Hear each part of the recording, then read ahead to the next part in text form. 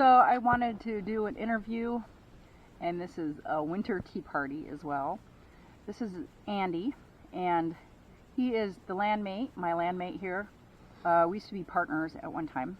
When I first met Andy, I literally thought he was an alien, or at least part alien. And I remember when we first started dating, it's totally true. And when we first started dating, I was like, so what kind of alien are you? I mean, really, no, you can tell me. Truly, you can tell me. And he just was like, I don't know what kind of alien I am. He could never tell me what kind of alien he was. So, but he lives on this land with me in his own structure.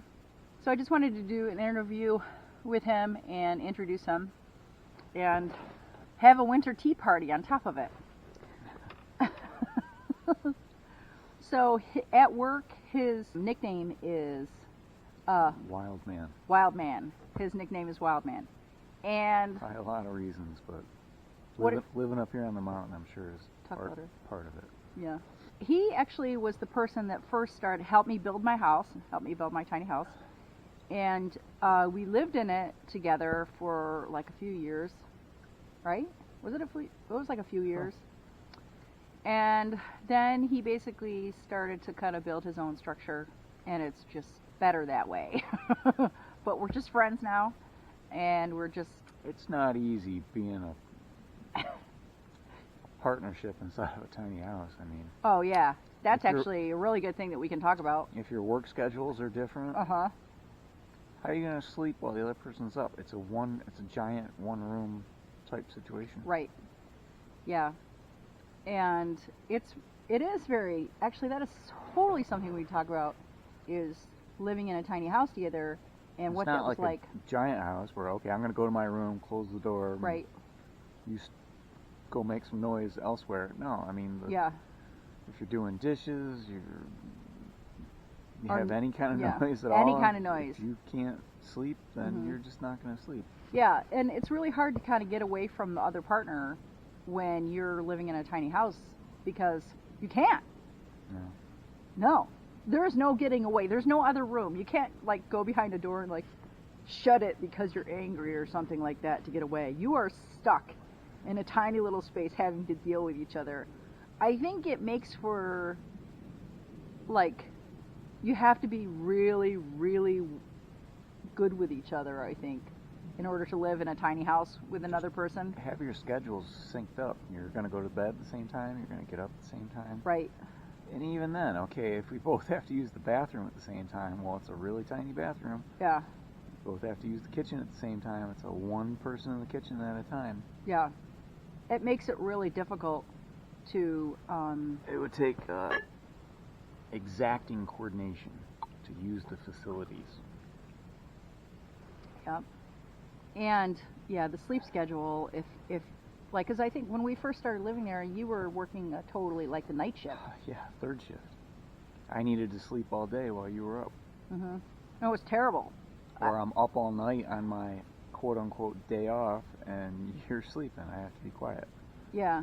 And not only that, but, like, I hadn't finished the interior of the house yet. So we were living in it unfinished. And I couldn't work on the house while he was sleeping. Yeah. No. I couldn't do anything because I had to use a hammer and pound and, like, You did, I just didn't sleep, that's all. the times that I did, I tried.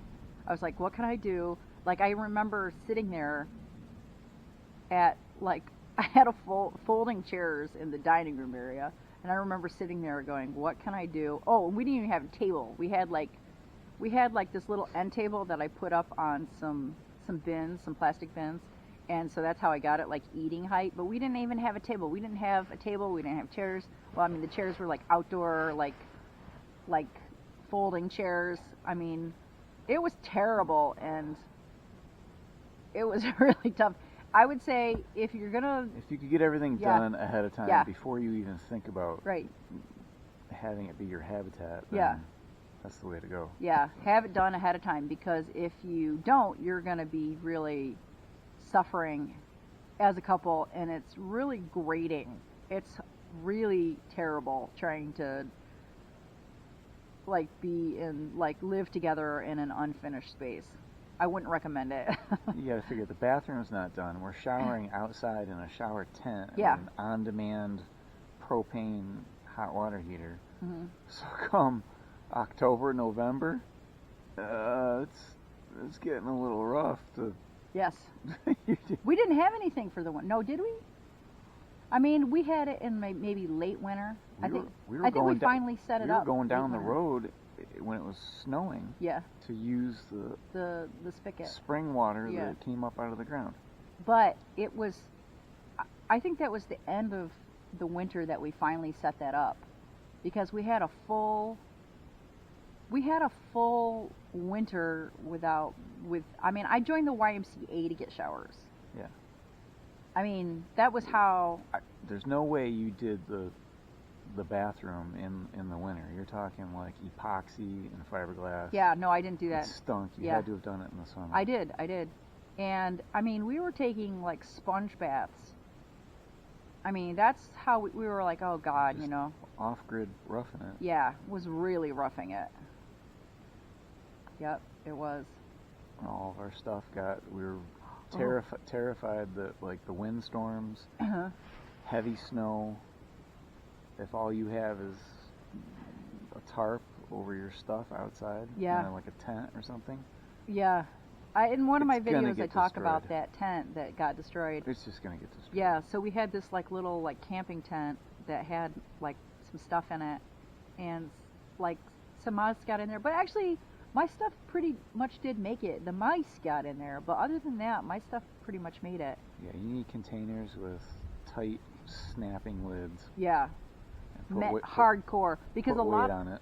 And a lot of times the containers that you get aren't like, if you're living in the winter, the containers that you get have to be the kind of plastic that can freeze. Take super cold. Yeah, it can take super cold, because a lot of plastic bins will break when it gets too cold. Just from the weight of whatever's above it. Or just the temperature alone, they crack. Like it gets too brittle and it just cracks. And then your bin is no longer secure. And mice will get in there. They will find a way. They'll chew a hole just to get in there. Sometimes they just like to chew. What do you say? They like chew it up and turn it into a poop? I've seen them chew into Rubbermaid bins. Yeah. Yeah, I wouldn't doubt it. Yeah. And there's a lot of mice around here. There's also a lot of snakes, but there's a lot of mice. And they always get into everything. You have to I don't have mice in my house. I don't know how. We have a cat. Yeah, I have a cat. It's not going to happen. No. You have to have a cat. Yeah. Have a cat. But, I mean, I think also at the bottom I have plywood, and there's really no way that they're going to...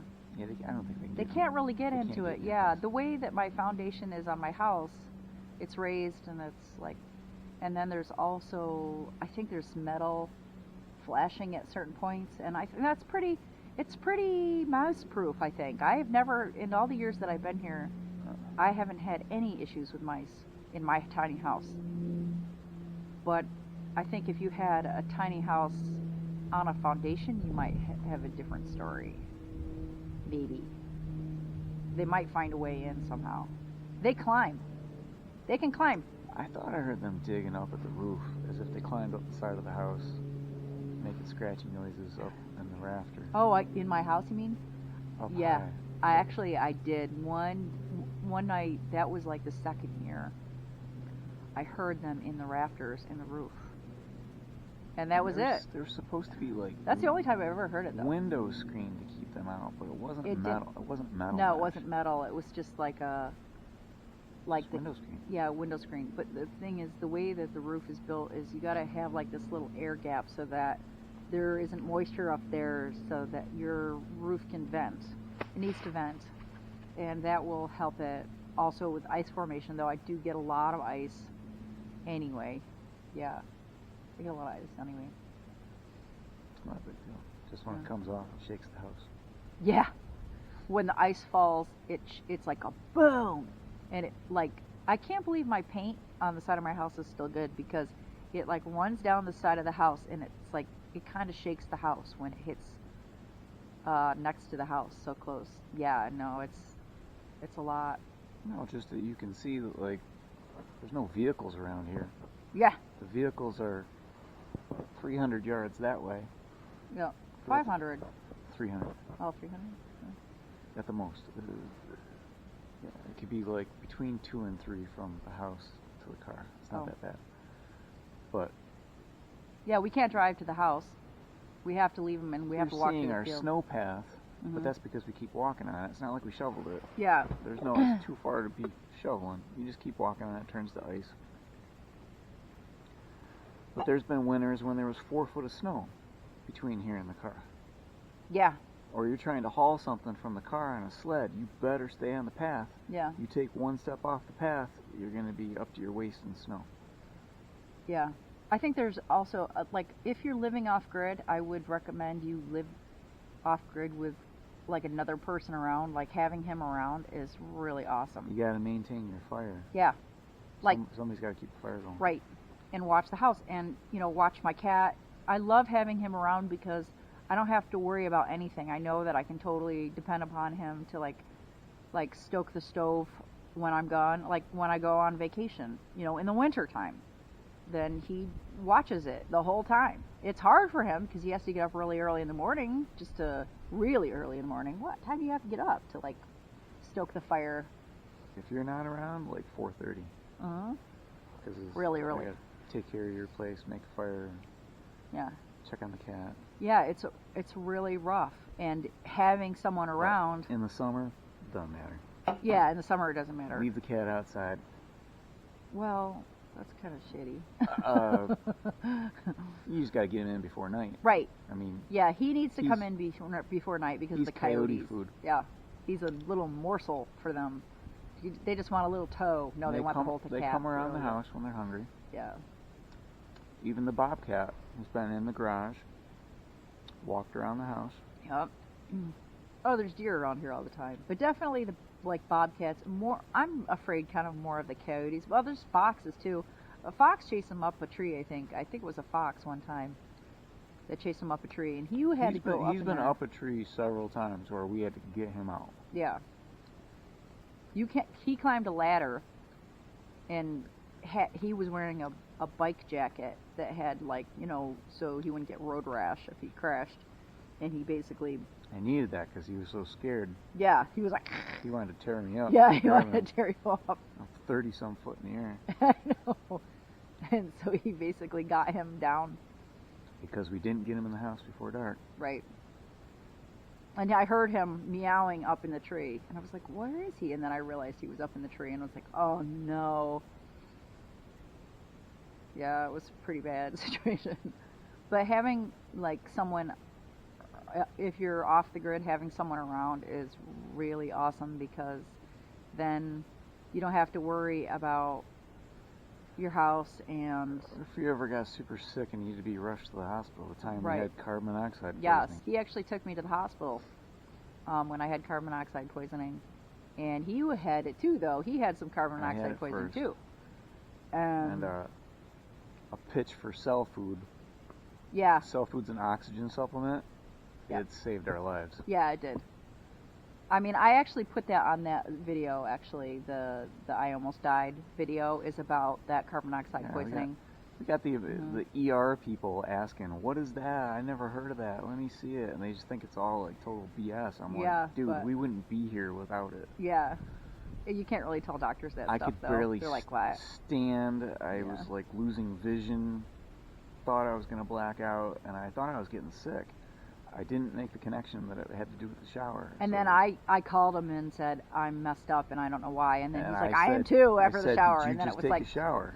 that was it. She's like, "Yeah, how'd you know?" I was like, "It's the shower." Then it was like a light bulb went off. Like we were like, carbon monoxide poisoning. Yeah.